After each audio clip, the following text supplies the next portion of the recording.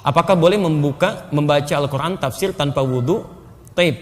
Dalam konteks ini, Imam An-Nawawi dalam kitabnya At-Tibyan fi Adab Hamalatil Quran, kalau punya kitabnya yang asli warna kuning, terbitan Darun Nafais, halaman 34. Ya, ada di posisi paling kiri di pertengahan paragraf kedua, baris pertama.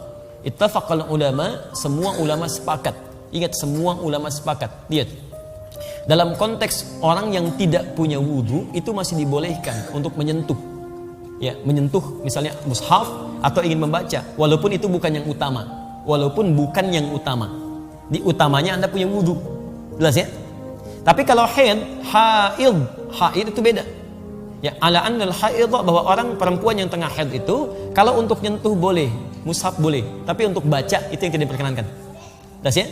Walaupun di sini ada perbedaan pendapat ulama, tapi yang paling rajih dari jumhur ulama, yang paling rajih untuk perempuan yang haid, untuk baca Quran itu tidak diperkenankan.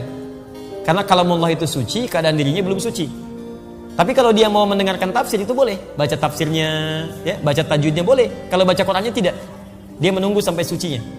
Makanya saya sarankan pada perempuan-perempuan, ibu yang dalam keadaan belum suci, ibu misalnya, bisa atur waktu. Saat suci ibu baca Qurannya, saat dalam keadaan sedang haid ibu baca tafsirnya, tajwidnya dan sebagainya, fikihnya, itu masya Allah.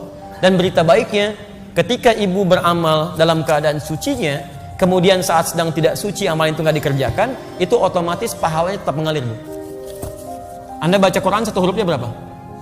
10. At-Tirmidzi nomor hadis 2910.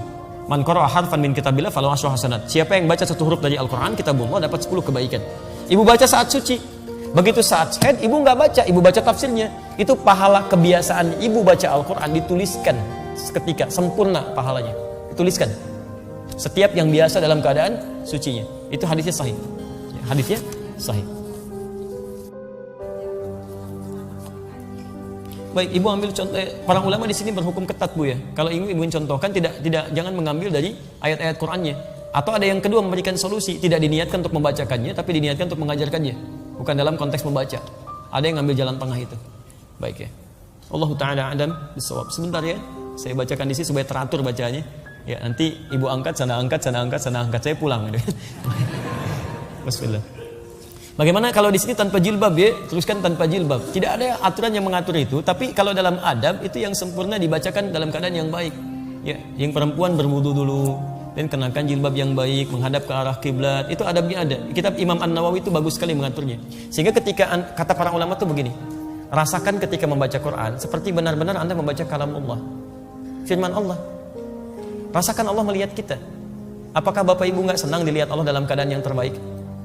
Yang terbaik. Dilihat manusia dandan gitu kan? Kenapa dilihat Allah dalam keadaan yang biasa-biasa saja? Paham ya? Jadi kalaupun ada kebolehannya, tapi yang utama dalam penampilan terbaiknya. Itu poinnya.